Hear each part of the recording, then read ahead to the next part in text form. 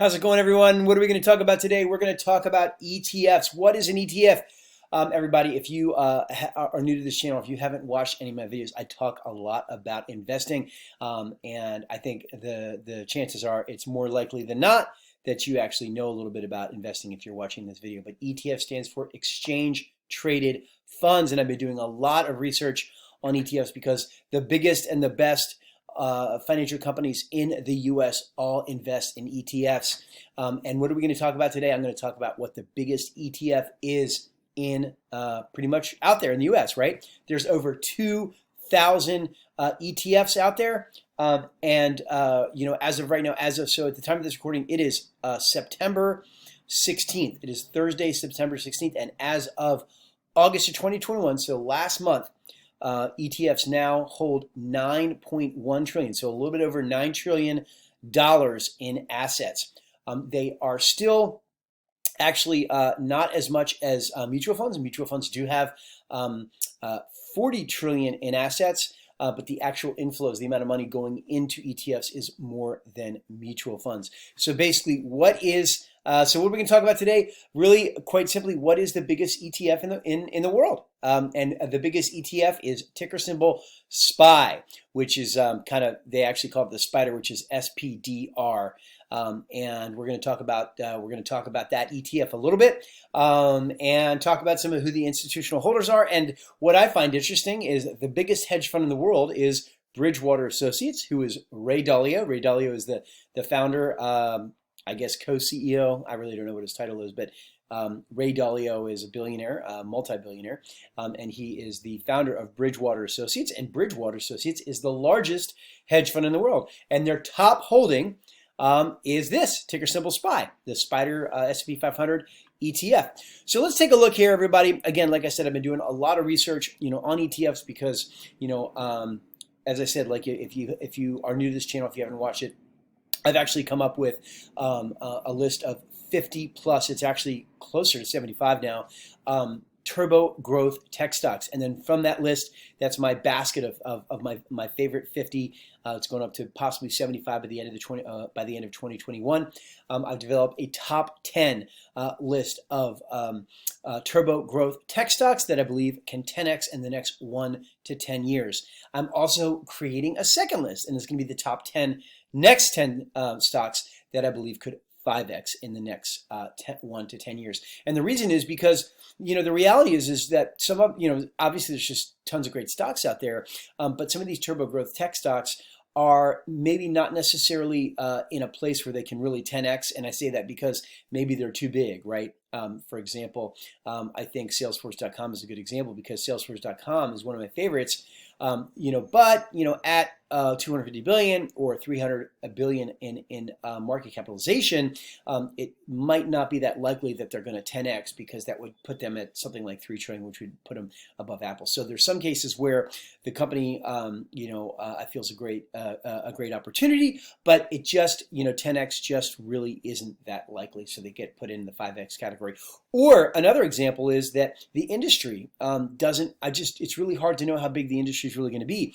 I think a good example to give you would be the industry of online dating. Some of these stocks are really compelling and interesting in online dating, but we don't really know how big that industry is. It doesn't look like that industry is really that big, right? And to compare that to something like an Etsy, which is really e-commerce, and Amazon, right? I mean, that industry is absolutely just gigantic when you compare it to something like online dating. We're not really sure how small that online dating industry is going to be. So without further ado, everybody, let's go take a look in this the ETF DB, the ETF database, and take a look at what this biggest in terms of assets under management, by market cap, what is the biggest ETF? So let's take a look real quick. Okay, here we go. So we have, as you can see right here, SPY, Spider, S&P 500 ETF Trust, assets under management, 404,347,000. nothing to nothing certainly not a small amount of money right there.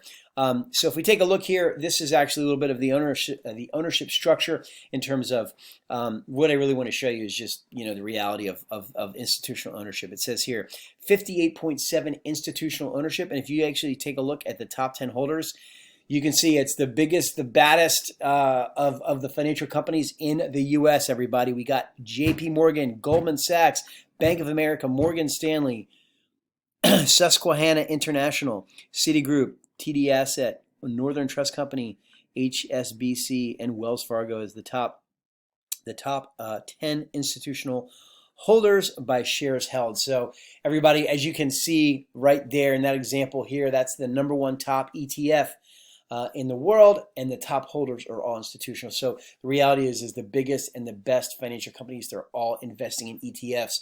No matter how good of a stock picker you are, I'm actually I would like to say a very good stock picker. I mean, one of my videos, you'll see I've got a 400% return in one of my brokerages from January 2019 until present, right? And that's pretty good compared to the S&P 500 that did 88 point something return. But the fact is that it's really, really hard. It can be very challenging to beat the S&P 500. In fact, Warren Buffett has said for decades that all you got to do if you're not a professional investor, invest in a S&P 500 index fund, and the chances are that you're going to actually beat 90% of the mutual fund managers out there, because it's that hard to beat the S&P 500. Okay, so here we have Bridgewater. As you can see, if you're not familiar, again, Bridgewater is the hedge fund that was founded and started and still is where Ray Dalio, who's a multi-billionaire, is still involved. I'm not sure what his title is. I think he's co-CEO. But as you can see right here, the top holding, 5.42% of their portfolio is SPY, which is the State Street Bank and Trust. It is the SPDR. I guess they call it SPDR, but SPDR. S&P 500. That is the biggest ETF in the world. And it is the State Street Bank and Trust. So there you go. So that is some information for you on the biggest ETF in the world. In case you are doing some research on ETFs and you don't know what to pick, you can pick the biggest ETF in the world, which the biggest and the baddest financial companies in our country are investing in. As you can see, the biggest hedge fund in the world, Bridgewater Associates, has their #1 position in that ETF, which is the biggest ETF in the world. I actually, ironically, don't have any SPDR. The reason is because the ETF that I have purchased is VOO, symbol VOO, which is the Vanguard. If we actually take a look real quick, you can see that VOO is on that list. It's right, and I have a little bit of VTI as well, but I've had VOO mostly. #2 is iShares. #3 is VTI, Vanguard Total Stock Market ETF, and then VOO is the Vanguard S&P 500. So I feel real comfortable with VOO. What's funny is I actually also purchased a growth ETF, which is VOOG, symbol VOOG, and that has outperformed VOO by a twofold, right? About maybe not quite twofold, almost twofold, if you go back to 2017, because growth has done so well. But it is, I have always found it to be very comfortable and very wise to have ETFs in the mix, because obviously the biggest and the best financial companies are investing in. It makes sense for you as well, even if you are a really good stock picker. And what's nice about the ETFs too is it's really, I feel very comfortable if I'm in a position where I have to actually sell shares. I do feel quite comfortable selling out of those ETFs because they're pretty easy to get in and out of, because they're very comfortable investments, is what I found. Everybody, this is not financial advice. I'm not a financial advisor. I'm certainly not your financial advisor, but I do have a background in investing. My first job out of college was Merrill Lynch, and then after that I did some investment banking, and then worked for Sun America here in Los Angeles for 3 years. I'm also an individual investor with a great track record. I've got 5 10Xs to my record. Purchased Apple back in 2007 before the first iPhone came out.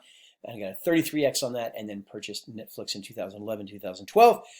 When they had a $3 billion market cap, and have now recently hit a 90x return on those original Netflix shares. Everybody, if you, I also, as I said earlier, I have developed these turbo growth tech stocks and these lists. I've got a 6-point scoring system that I use to run any stock or company through to see if it's going to make it to that top 10 companies to stocks to 10x in the next 1 to 10 years. If you have a stock that you like, you want me to run it through that 6-point scoring system, let me know in the comments area, everybody. If you like this video, if you like hearing about ETFs, if you like hearing about growth companies, the top companies that could 10x in the next 1 to 10 years, if you like hearing about earnings reports of turbo growth tech stocks, go ahead and consider subscribing to the channel and give me a like to the video. It'd be much appreciated. That's how everybody can actually see this, and YouTube actually sends it out more. I'm going to put some links below, everybody. I came out with an investing blueprint. I also have an ebook on investing. I'll go ahead and put those links below so you can go check those out. Check those links out if you want to get those. Also, I do not have a list yet for the top 10 in terms of where you can go and purchase that, but I will be coming out with that shortly. Everybody, thank you very much and have a great week.